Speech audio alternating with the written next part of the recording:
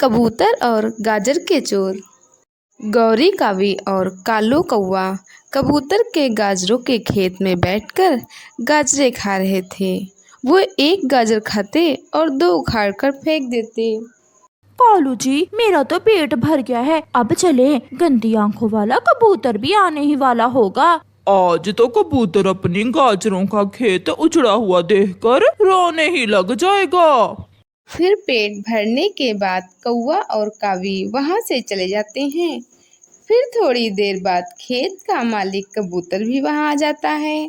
कम वक्त किसी चोर ने मेरी सारी ही फसल बर्बाद कर दी। गाजरें खाने के लिए होती हैं, उस चोर ने तो खाने के साथ साथ मेरी गाजरें खराब भी की हैं। रोता हुआ कबूतर चिड़िया के पास जाता है। चिड़िया, तुम्हें तो मालूम है मैंने अपनी गाजरों के खेत पर कितनी मेहनत की है, मगर कोई चोर हर रोज मेरी गाजरें चुरा कर ले जाता है। कबूतर भैया, हमारे जंगल में तो कोई ऐसा चोर नहीं है, शायद ये दूसरे जंगल के दुष्ट उल्लुओं का काम है। जिस दिन मैंने पकड़ लिया मैं छोड़ूंगा नहीं उस चोर को। फिर कबूतर लुहार पक्षी चाचा छमछम के पास जाता है। चाचा छमछम, मुझे एक अच्छा सा फंदा बना कर दें, ऐसा फंदा जिसमें फंस जाने के बाद पक्षी भाग ना सके। ये लोहे का फंदा है, तुम ये फंदा ले जाओ। जैसे ही कोई जीव इस फंदे से टकराएगा वो इस फंदे में फंस जाएगा। मैं चली मैं माँ के पास चली, मैं चली। ऐसे गीत गाती हुई गौरी कावी अपनी माँ के पास जाती है।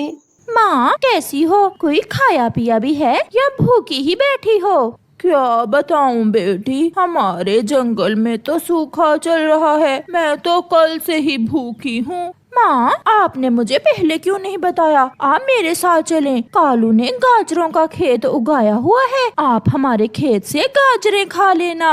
कालू ने गाजरों का खेत उगाया है? मेरा दामाद जी इतना मेहनती कैसे हो गया?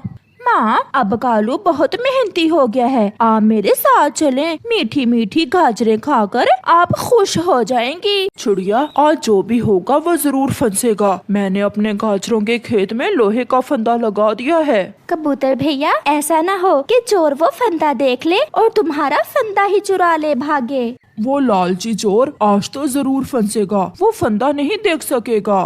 कालू जी चलें, आज माँ भी मेरे साथ आई है। कालू बेटा, मुझे गौरी ने बताया है कि आपका गाजरों का खेत है। वही खेत कालू जी, जिससे हम रोज गाजरे खाते हैं, हमारा ही है ना?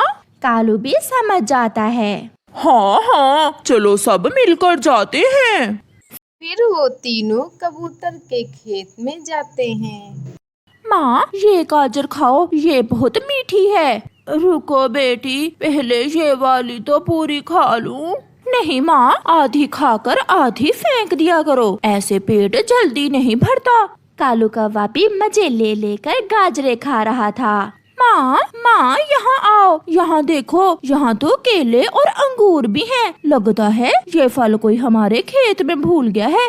बेटी, मुझे दो, केले का छिलका उतार कर, कई दिन हो गए मैंने केला नहीं खाया। फिर जैसे ही गौरी केला लेने के लिए आगे बढ़ती है तो फंदा खुल जाता है और गौरी की पूंछ फंदे में फंस जाती है और साथ ही अलार्म बजने लगता है। अपना बड़ा डंडा लिए कबूतर चाचा भी पहुंच जाता है। गौरी की माँ और कालू कौवा उड़कर पेड़ पर बैठ जाते हैं। माँ, बचाओ मुझे माँ। कबूतर डंडे से गौरी कौवी की पिटाई शुरू करता है। मुझे नहीं मालूम था कि ये तुम हो दुष्ट कौवा, मेरी सारी फसल बर्बाद कर दी तुमने। माँ, बचाओ माँ। फिर गौरी की माँ हौसला करके वहाँ आती है। कबूतर बेटा, बस एक बार माफ कर दो मेरी बेटी को। मुझे सब मालूम हो गया है, इन्होंने आपका बहुत नुकसान किया है, मगर मेरे कहने पर एक बार माफ कर दो। हाँ माँ, मैं फिर कभी इस खेत की तरफ मुँह भी नहीं करूँगी। आज अगर तुम्हारी माँ साथ ना होती तो मैं तुम्हें जान से ही मार देता। फिर कबूतर गौरी को छोड़ देता है। फिर वह रोती हुई अपने घर चली जाती है। दो बहनों की खेती। टुनटुनी और पिंकी चिड़िया दोनों सगी बहनें थीं। टुनटुनी मेहनती थी लेकिन पिंकी लालची थी। दोनों एक दिन पेड़ की डाल पर बैठी थी। अरे पिंकी, मैं सोच रही थी कि हमें कुछ खेती करनी चाहिए जिससे हमारा गुजर बसर हो सके और हमें दाने की तलाश में न जाना पड़े। बहन, तुम तो सही कह रही हो, लेकिन हम खेती करेंगे किस चीज की? हमें तो कुछ उगाना भी नहीं आता, फिर हम खेती कैसे करेंगे? तो उसकी चिंता मत कर, हम जंगल में आए नए बांस चाचा से जाकर पूछ लेंगे, उन्हें बड़ी अच्छी खेती करनी आती है। बात तो तू सही कह रही है, चल बांस चाचा के पास चलते हैं।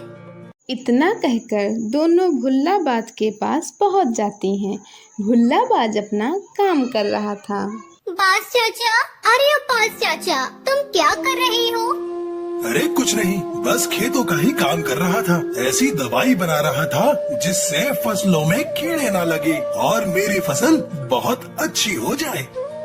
लेकिन ये तो अच्छी बात है, फसलों में कीड़ा लगेगा तभी तो हमें कीड़े खाने को मिलेंगे।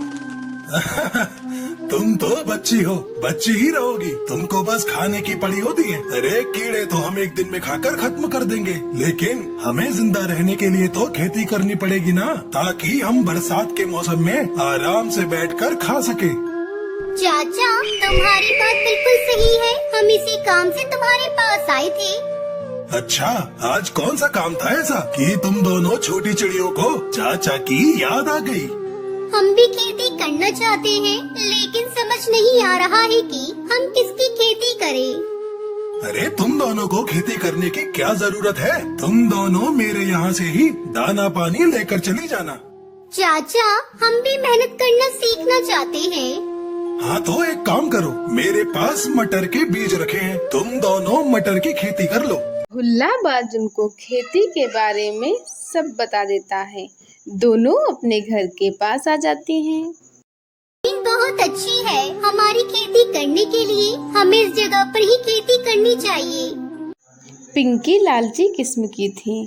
वह कुछ सोचकर कहती है, नहीं नहीं, ये तो हमारे घोंसले से बहुत दूर हो जाएगा। तुम ऐसा करो, मेरे घोंसले के पास खेत बना लो, मैं वहाँ से उस पर निगरानी भी करती रहूँगी। अरे वाह, ये तो बहुत अच्छा रहेगा।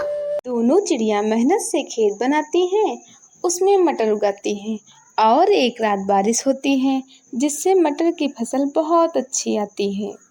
बहन, हमारी फसल तो बहुत अच्छी हो गई है, देखो कितने सारे मटर खेत में लगे हैं। अब हमें दाना चुगने इधर उधर नहीं जाना पड़ेगा, मटर के पकते ही हम मटर का बंटवारा कर लेंगे। तुम सही कह रही हो, मटर पकने पर हम मटर का बंटवारा कर लेंगे। दोनों चिड़िया रात में अपने अपने घोंसले में सोने जाती हैं तो पिंकी सोचती है, अगर मटर का बंटवारा हुआ तो हमें बराबर बराबर मटर मिलेंगे। क्यों ना मैं ऐसा करूं कि टुनटुनी से छुपकर थोड़े से मटर पहले से ही अपने घोंसले में लाकर रख लूं। वह यह सोचकर खेत की तरफ चली जाती है और मटर के कच्चे दाने उठाकर अपने घोंसले में रखने लगती है। रात भर वह यही करती है। ऐसे ही उसके पास बहुत सारे मटर के दाने इकट्ठे हो जाते हैं। अगली सुबह, हे भगवान, ये हमारी खेत की फसल कौन बर्बाद कर गया है? ऐसा लग रहा है जैसे कोई मटर चुरा कर ले गया हो। बहन, होगा कोई कौवा चोर। चल तू इतनी उदास मत हो, जिसका नसीब का था वो ले गया। कुछ दिनों बाद दोनों चिड़िया खेत पर जाती हैं। अब मटर भी पक गए हैं, अब हमें बंटवारा कर लेना चाहिए। हाँ तो सही कह रही है। दोनों मटर के दानों को बांट लेती हैं और अपने अपने घोंसलों में रख लेती हैं। टुनटुनी अपने घोंसले में आकर कहती है, कितनी मेहनत से हमने मटर उगाए थे, लेकिन न जाने किसने चोरी कर ली। खैर जो भी हो, मुझे जितनी मटर मिली है ये मेरे लिए बहुत है। मैंने टुनटुनी को पागल बना दिया और उससे ज्यादा मटर हासिल कर ली। अब मुझे पूरे साल कुछ करने की जरूरत नहीं रहेगी। वह सो जाती है, लेकिन कुछ दिन बाद उसकी हरी मटर के दाने खराब हो जाते हैं और उसकी वजह से सूखी मटर भी खराब होने लगती है और देखते ही देखते सारे मटर के दाने खराब हो गए तो वह बैठकर रोने लगती है। टुनटुनी उसके पास आई। अरे पिंकी बहन, क्या हुआ? तू रो क्यों रही है? बहन, मेरे सारे मटर के दाने खराब हो गए हैं। लेकिन मेरे मटर के दाने तो बिल्कुल सही हैं। तेरी मटर के दानों को क्या हुआ?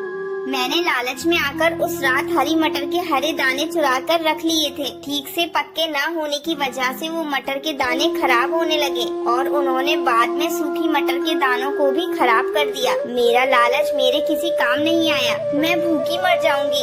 एक भी मटर का दाना नहीं बचा। तुझे अपनी गलती का एहसास तो हुआ, और हाँ, लालच करना बिल्कुल भी सही बात नहीं है। तो चिंता मत कर, मेरे मटर के दानों में से आधे मटर तू ले ले। बहन, मैंने तेरे साथ धोखा किया, फिर भी तूने मेरी इतनी मदद की, इसके लिए बहुत बहुत धन्यवाद। कोई बात नहीं, कम से कम तेरे लालच की आदत तो दूर हो गई। हम फिर से खेती कर लेंगे।